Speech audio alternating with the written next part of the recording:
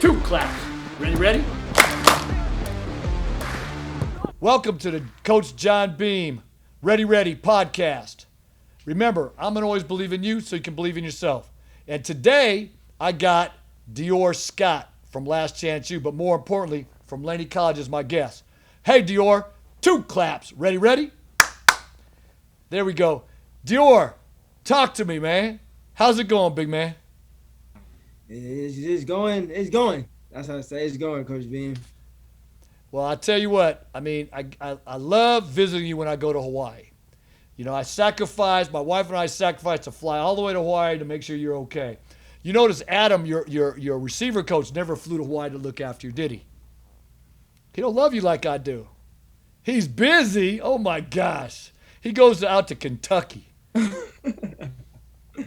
But I love coming out there. I love seeing you and Jarrett. I love seeing you in the island. And I've loved what you've accomplished there since you've been there. So obviously everybody's watched you at Last Chance U and saw your story unfold, you know, from working at Wingstop, sleeping in your car, the struggles that you did, you know, you had with the pressure moving to quarterback, wanting to be D1, not having it work out right away, but betting on yourself and going out to Hawaii. When you went to Hawaii, what was it like at first when you first went there? Let's talk about that. Oh my God, this story again. When I went to Hawaii, me and you we kind of planned like what the ideal situation was going to be. It was like me betting on myself. You really helped me out a lot to really just make that move because I don't think without you I would even go to Hawaii. So the whole move was just betting on myself and just believe I can do it. And then once I got there, we all know Coach Rolovich and the staff that recruited me, Yeah. they all left the Wazoo. So now I'm scared. Now I'm calling you like, hey, what am I going to do? So you told me stick it out. And I kind of was like, I don't know what this man's talking about. But I stuck it out with you because obviously you have players in the NFL, you have players in the Hall of Fame. So you know what you're talking about. So I stuck it out. Uh, COVID season, the COVID season actually helped me a lot. I'm not gonna lie, it helped me out a lot. It was a free season, so I got out there, played special teams, and earned my scholarship. Now I'm on scholarship, eating good, is thriving. To be honest, that's all I can say. Just thriving. Well, I love the smile. I love the hair. I like the little beard action. You know, we can see you've matured a little bit, at least, you know, facially. I know when I went out there, um, and you know, we went to a Duke's and had lunch. Right, this is all before the pandemic, and you were kind of nervous, right, because you hadn't got your financial aid. You were just moving in. You and Jared were just moving into a new house, rent, all that was going on. I set you up with a couple people to talk to for some jobs, and just as you were getting ready to start your first job, what happened? What happened? COVID. COVID. Yeah, COVID. I forgot. No, COVID. Yeah. So had a little refereeing job, and that was just supposed to help me at least pay for the house and put some money down for my schooling. But COVID hit, and then the season was canceled, so that kind of hurt me. That hurt me a lot, to be honest. And so now, all through that time, that spring semester, there's not even a chance to earn a scholarship, right? You guys weren't even practicing, correct? Wasn't practicing at all. We all thought season was gonna be over, so we had no spring training because everybody had to go home because of COVID. And then fall camp was kind of rushed because we didn't know till last minute that we was gonna have a season, so everything was kind of rushed. I didn't get a proper evaluation, so I came and show the coaches what I had. So, right before the fall, excuse me, right before the fall season started, right? Last Chance U comes out. And now you're the face of Last Chance U. You're the face of hope and opportunity. You're the face of young black males' mental health issues. How was that for you? I was kind of man, how do I say this? Not bittersweet, but it was kind of overwhelming at first because I didn't expect it to be that big of a role. To be honest, I know the directors I talked about it. He told me because at first I didn't want to put my story out there. I didn't want to talk about me being homeless, me going through what I had to go through, just 'cause I didn't want to be a distraction. Because I was my main focus that season was trying to prove to everybody that we're still good as a team as we were in state, trying to get a D1 scholarship. It was so my focus was football part of it. So I didn't want to be a distraction with the camera stuff like that. So when he told me my story's gonna help out everybody, I went with it, and then it boom. Everybody's calling me mental health advocate. Everybody's looking for me, not for answers, but like advice. And that was kind of crazy for me because I never thought I'd be like a mental health advocate. I still don't believe I am. I'm still going through mental health stuff. So I don't want to pitch out to somebody some stuff that I don't even know yet. But it's really a blessing. The Last Chance U was really a blessing for me, and I appreciate everybody who was in my circle during that time. It's funny, right? People, I mean, obviously, I knew you well, but I didn't know all the things that were going on, right? You never know the whole story, right? So it was always interesting when the show came out to see the full story, right? Of, obviously I knew you and your dad. We talked about having not a great relationship, but not seeing how toxic it really was, right? Um, and obviously, what the pressure you were under, right? Some of that pressure was self put on, right? You put it on yourself, right, to do all these different things. But at the same time, there was these outside pressures, and when kids come up to you or young people come up to you now, what do you tell? What's one of your pieces of advice that you like to give to people that might help them, like things that you have had to overcome? I know this. When people ask me this, how I get through stuff. There's I always tell them look at the upside. Always tell them is be positive, stay happy. There's no everything just won't end negative. God's gonna put the toughest people through the tough situations. So if you're in a tough situation, that means God is in your corner. He's gonna see your test of faith and stuff like that. So that's really what I tell people. Just keep being positive. Love yourself, enjoy yourself, and just keep going. And don't ever give up. Okay. So, I mean, on the show, you talk to my wife, Cindy, right? Miss Cindy a lot to help you through. Do you tell people it's okay to share? Is it okay to talk to people to help you get through things? Oh yes, now I do. Now I tell people it's okay. At first, I wasn't really good. I really wasn't for telling people how I felt just because I don't want people to see how weak I was. But with everybody seeing me being vulnerable, it kind of opened the door of okay, it's fine to talk about it. So at least you can have that pressure off you a little bit. Why do you think it's weakness? This in the black community, in the black community, we was always taught you never show your emotions to anybody else because they don't want to see how weak you is.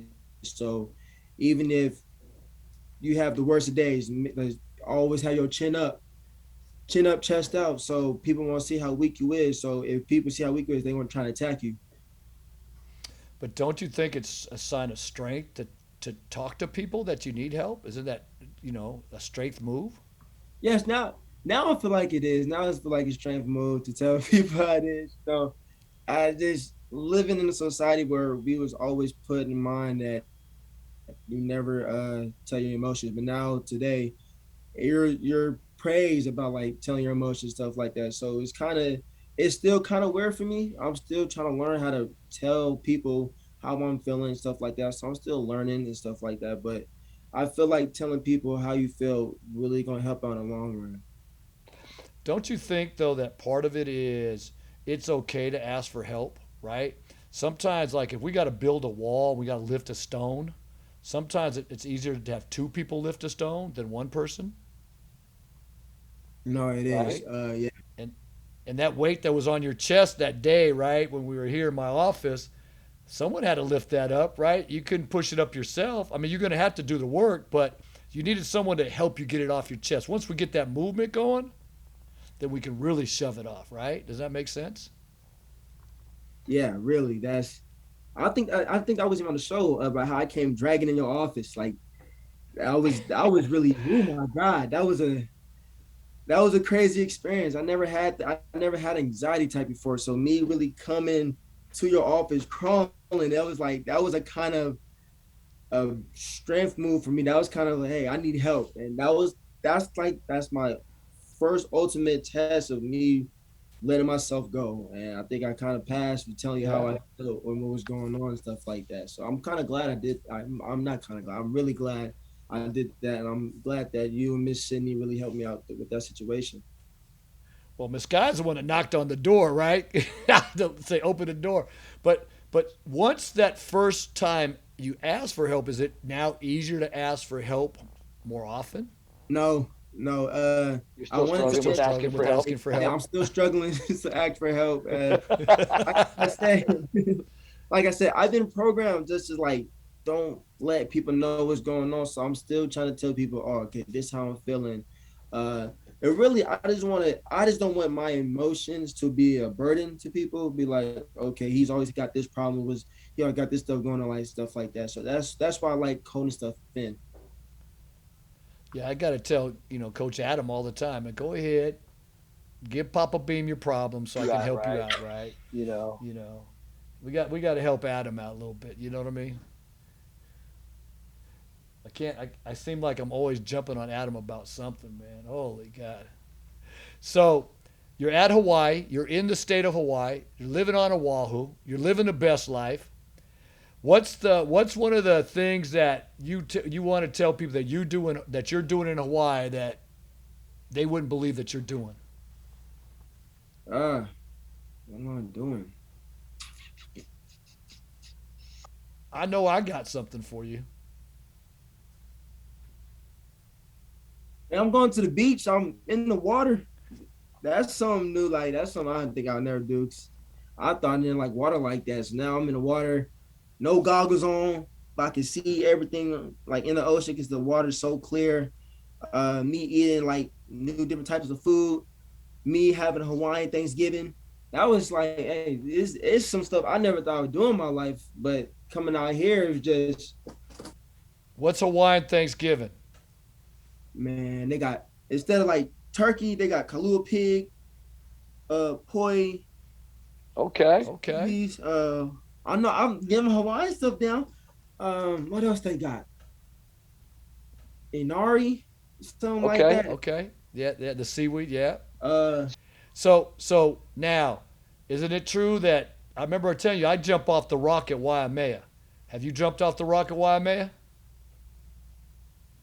That's what I'm talking about now. For any of you that have never been to Oahu, you got to take yourself to the North Shore and get out on that rock and let everybody know that what you made of, at least once, right? Now, how was it the first time you went off that rock? like everybody says 20 feet and like 20 feet don't sound that much to you because you're in the water, but like when you actually up top, you're like, oh. And what sucks about it is you can't climb down. Once you climb up the rock, you have to jump off.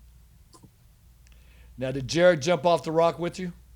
Oh, Jared done that so many times. Jared had a year of experience here, so he's been doing it, so he knows what to do. All right. So you're on scholarship now, right? What's the best thing about being on scholarship for Dior Scott? I think the weight off my shoulders initially when they first told me I was going to be on scholarship. Man, all the hard work and dedication from since youth football, me talking about I want to be D1, I want to be D1, I want to be in NFL. So me to finally check off that D1 box, it feels so good to be honest. But once again, I'm not satisfied. Okay, I got my scholarship. What am I going to do with it? Because now I only have 2 years to really show everybody what I can do at a D1 level. I talked about it so much. I'm here now. So what you gonna do with it? Okay. All right. So now you've been playing receiver your whole life. Well, quarterback, receiver, and then I moved you back to quarterback. Now, where do they have you at Hawaii right now? Where are you playing now? They got me hybrid back. So they got me in running back and slot back. Is in this offense, it is I can be multiple positions. Is that a testament to your athleticism that you're so dynamic that you can play in multiple places? Yes, that is a testament that I'm versatile in the field. That I'm not here just for one spot. I'm versatile. I play offense. Quarterback, Okay. receiver, Okay. running back. I play offense. So that's what I love about this offense. So, all right. Now, do you still got your scooter? The first time I came to Hawaii, you and Jared had little scooters. You still got your scooter? Oh yeah, but I crashed it. You crashed your scooter. So you now you have to walk everywhere, take the bus. Oh no. I got it fixed, but yeah, it got war marks on it now. Got some war marks. One of the things I enjoy when I go to Hawaii, Dior, is taking you and Jared out to new places. So ate at Duke's, we've ate at Hula Grill, right? We try new foods. I get you eating a poke bowl, right? So what's the next place we got to go to? We got to go to somewhere different, something that's off the beaten path, right? That's a real, true Hawaiian experience. Where should we go next? Oh, Uncle Bo's, I've been to Uncle. Yeah. Okay. Hollywood Joe's. Oh, Oh. Now I took Jared to Side Street. I didn't take. Have you been to Side Street yet? Side Street Cafe. No, All right, maybe that's where we have to go since I took Jared there. That's a good spot. Now when I took Jared there, I put him on the spot. So Jared was there. That he hadn't played spring ball yet, so I took Jared there, and he was on scholarship when we first got there. And I asked the bartender. I said, "Who's the best receiver that Hawaii's ever had?" And they said, "Well, coach, that's easy. That's Devon Best." And I said, "Everybody," I said, "I coach Devon. Jared has the ability to be better than Devon." I put him on the spot right there. Now, you got a chance to meet Devon last year, correct? How was that experience? I mean that was kind of a overwhelming experience. Is like hearing stories about him, and like I haven't really seen him stuff like that. Cause you talk highly about him. Everybody talks highly about him. So him like talking to him in person is like different experience. Like he's really from the town, so he's not gonna give you a proper talk. He's gonna talk like he's from the town. So that's why I was kind of shocked, but I was like, oh no, this is what he is. So I kind of miss it. So it was a great experience with the Dukes, his favorite restaurant.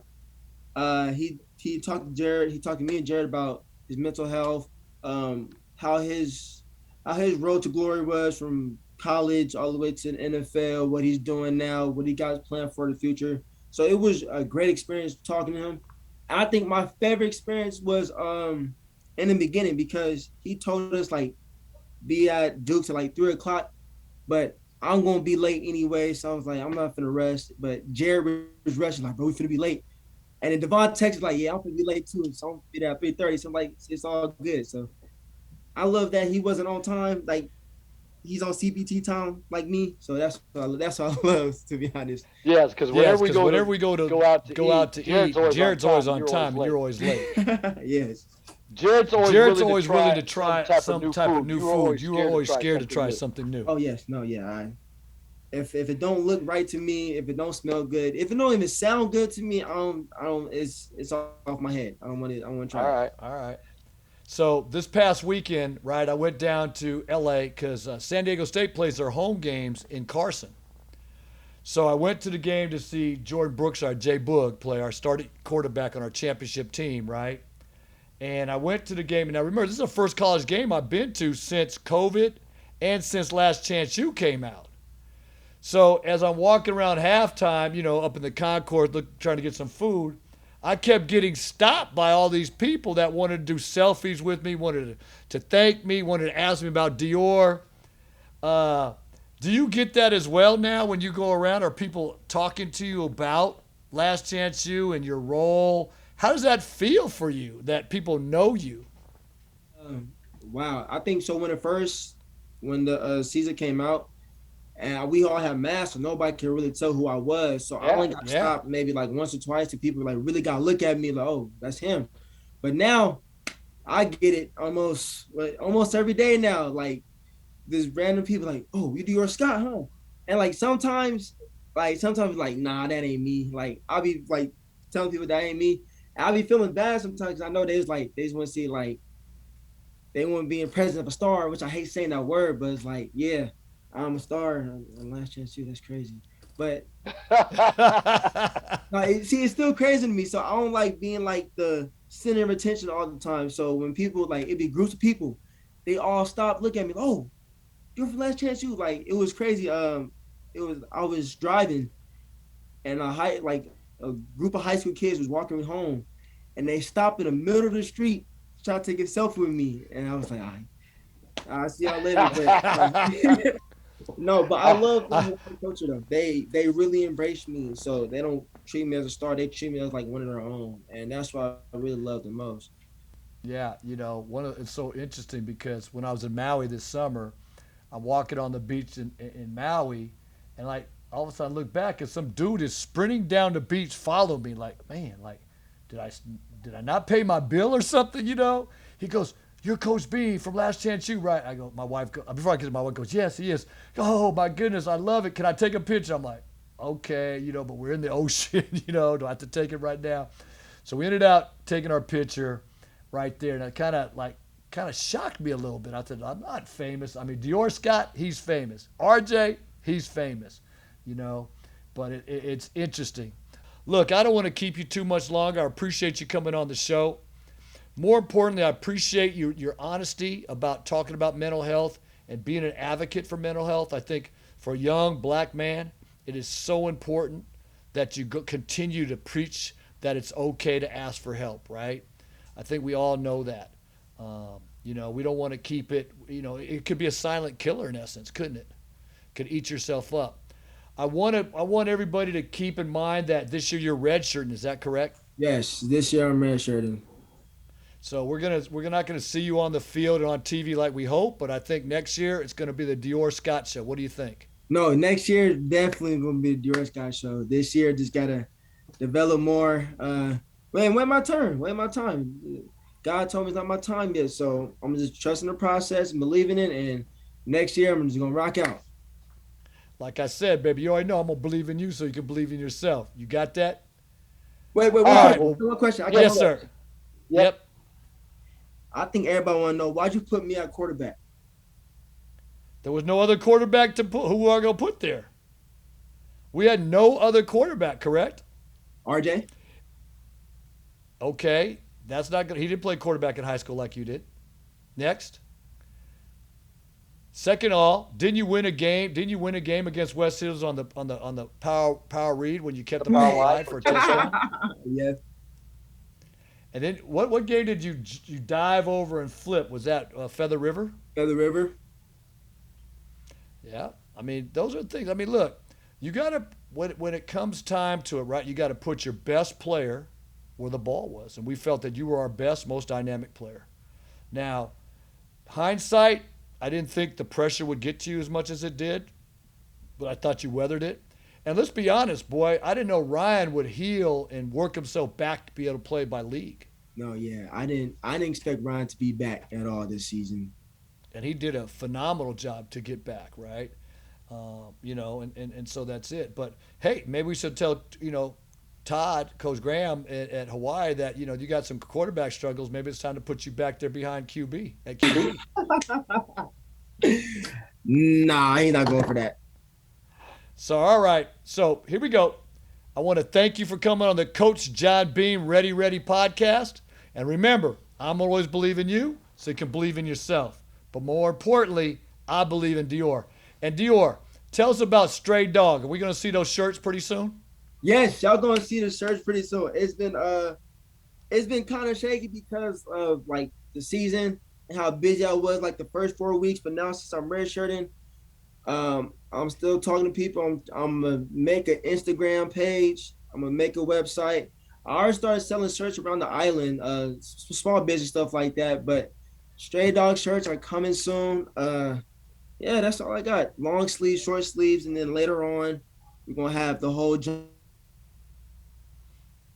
Oh, Oh, he we froze froze right right on on the the jumpsuits.